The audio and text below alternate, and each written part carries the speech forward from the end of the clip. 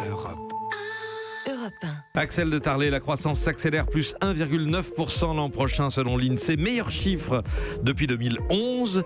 Vous nous dites, Axel, que c'est le résultat de la politique de François Hollande en matière de coût du travail. Eh bien oui, parce qu'avant François Hollande, le coût du travail progressait plus vite en France qu'en Allemagne. Et depuis François Hollande, c'est le contraire. Le coût du travail progresse moins vite chez nous, ce qui fait que nos entreprises gagnent en compétitivité. Et c'est bien ce qui alimente cette reprise économique la plus forte depuis 2011 et qui sonne effectivement comme une victoire posthume, entre guillemets, pour François Hollande. Qu'est-ce qui vous permet de dire cela? En quoi l'action de François Hollande a-t-elle été décisive en matière de coût du travail, selon vous? Alors, deux notes publiées hier et que j'ai là par Eurostat et l'INSEE. La première note montre bien que le coût du travail progresse moins vite chez nous, plus 1,7% sur un an, à comparer avec plus 2,2% en Allemagne et plus 3% au Royaume-Uni. Oui, mais ça veut dire que les salaires n'augmentent plus en France. Alors justement, c'est ça dont vous vous réjouissez? Non, alors justement, c'est là où la méthode employée par François Hollande a été douce, parce que plutôt que de baisser les salaires, ce qui est douloureux, j'en conviens, on a baissé les charges des entreprises, avec le CICE.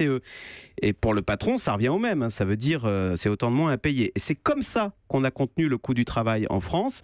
C'est ce que montre cette deuxième enquête de l'INSEE que j'ai là. Sans les baisses de charges de François Hollande, le coût du travail aurait augmenté chez nous aussi vite qu'en Allemagne. Alors maintenant, attention, hein, certes, le coût du travail progresse moins vite en France, mais enfin, il reste très élevé, chez nous plus élevé qu'ailleurs.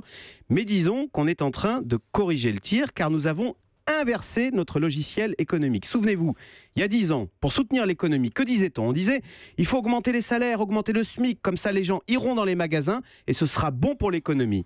Et bien maintenant, depuis François Hollande, que dit-on?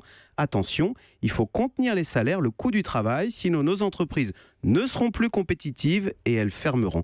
Vous voyez, c'est ce changement de logiciel, cette politique pro-entreprise que l'on doit à François Hollande avec le fameux rapport gallois. Axel de Tarlé. Vincent? Ce qui est formidable avec la réhabilitation de François Hollande, qui était courue d'avance, c'est qu'on adore clouer les gens au pilori et puis après les plaindre. Alors moi, ce que je voudrais que vous nous rappeliez, c'est combien il y a eu de chômeurs de plus entre 2012 et 2017 gagnés. Oui. Alors oui, 600 000 chômeurs de plus, mais pourquoi? Parce que deux choses à dire. C'est que François, d'abord, il a tardé à mettre en place cette politique pour entreprise, et puis deuxième chose, le chômage est une donnée en retard de l'économie. Sur un train, c'est le dernier wagon qui arrive, mais d'ailleurs, vous voyez, 300 000 créations d'emplois sur les 12 derniers mois, c'est un chiffre exceptionnel, mais comme ce qui arrive un peu tard, comme aurait dit François Hollande, pas de bol.